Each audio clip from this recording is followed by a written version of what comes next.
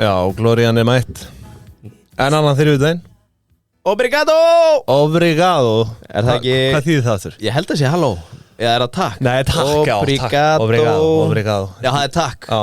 Á portugalsku? Á portugalsku. Ég held ég var að tala japansku. Má ég sjá, býttu. Og þú búin að vera fyrir þennan þátt í sambandi við einhverja Japani. Heyrðu, ég var að koma af Skype. Ég held að það hefur aldrei gengið eins langt í yfirferð. Ég tók... Í undirbúning.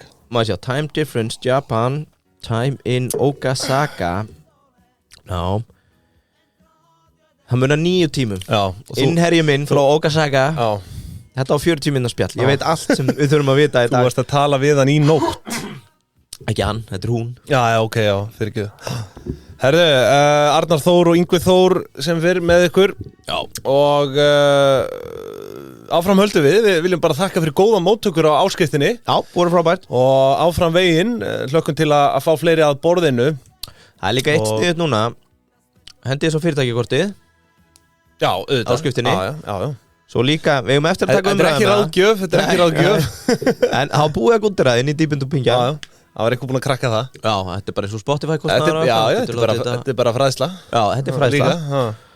Hitt var hérna, við erum ekki búin að gera upp í okkur eða þú ert að vinna á fyrirtæki og vilt kaupa 10 áskriftir fyrir starfsmenn eða svoleiðis. Sendið á okkur, það er allt upp á borðum.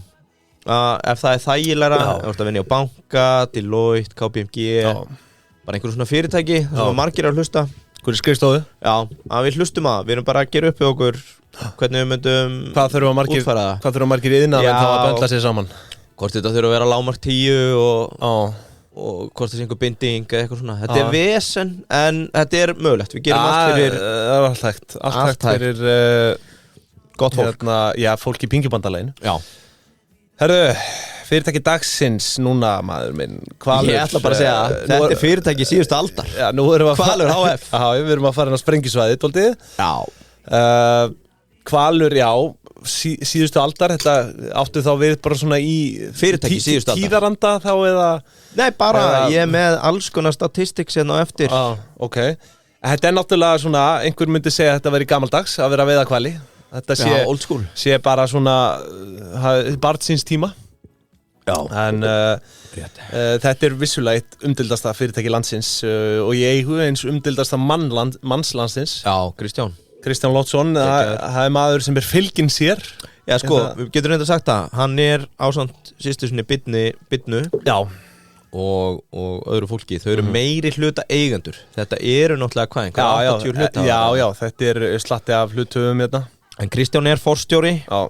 Og þetta er að sjálfsögðu þáttur hvað, 3 í seríu 14, Hækkum Rána. Já, Hækkum Rána. Þannig að Hvalur HF er félagið og hérna kennitalan er á gamla skólanum frá 69. Fyrirtækið er þó eldra, eða ekki? Ég er eiginlega bara með söguskýringar til ársins 1974. Já, ok. Svo þarft þú eiginlega eiga síðustu 30 ár og... Já. En ég held við skiptum svolítið þannig að ég tek núna bara söguna, svona tilurð félagsins. Já, kannski fara aðeins yfir svona eignarhaldi bara svona stærstu. Heyrðu, kottum með það. Það er náttúrulega fiskveiða hlutafélagi Venus. Já. Sem er á 42,3% hlut, svo er Kristján, og þú veist, og Kristján náttúrulega á í Venus. Að byrja að taka það fram. Hann er líka einstakur eigandi, 11,37%. Og svo, já, þú veist, verða þetta rosalega litlar prósentur þarna inn í þessu. Já. Stærsti fyrir utan Kristján Halldór Teitsson, 6,23%. Dóri Teits. Já. Og... Þú þekkir hann? Nei, ekki heldur, ok. Svo er þetta Guðrún Helga Teits, þau eru líklega sískinni. 5,5% og svo er þetta bara, þú veist, endalaust af öðrum hluthöfum en... Það var náttúrulega Havari 2020. Já. Þá töpuðu dómsmáli og þurfti að kaupa út hluthafa. Fannstu það ekki það? Já, fyrir hérna... Innlausn á hlutabrjöfum. Já. Það var eitthvað, ég held að það verið samþykkt með hlutabrjöf lögum. Já. Að Kristján og Kó voru búin að vera að kaupa hluti á einhver X-gengi. Já. En þessir hluthafar náðu einhvern veginn að benda á að það hefði átt að kaupa hærra gengi og þeir voru keyptir út held ég bara með einhverja 10 ára rekstrasögu sko. Ég skal fletta þessu upp þegar þú tekur smá yfirferð eftir. Já. En ég með trivju, veistu hvað þetta heitir Venus? býtu. Hvað spáðu því? Það til skip sem heitir Venus, náttúrulega. Já, Brim. Já. Svo hafa í gegnum tíðina verið skip sem heita Mars, Júpiter. Einmitt. Er það kveikið einhvernum bjöllum? Já, það eru reikistjörnur. Já, stjörnuspekingurinn Arnar Þór Ólafsson mættur. Stjörnufræðingur. En já, Venus er náttúrulega Birna, systir Kristjáns, þau deila þarna 50-50. Já, og þetta held ég ég kem inn á eftir smá. Þetta í rauninni bara upprunalega útgerð föðura. Já. Loftur Bjarnasonar. Loftur. Já, heyrðu, tök sögur ríka. Það reyndar eitt sem ég verð. Kæru hlustendur, já, það nóg eftir að þessum þætti. En til að hlusta á restina þá verðið að fara inn á partus.is/pingjan.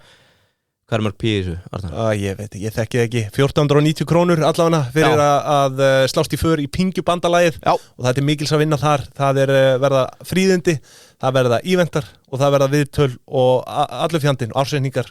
Þið vil ekki missa því, þannig að allir ársreikningar þættir inn á partus.is/pingjan og komið með okkur í ferðalag. Ekki orðum það mér.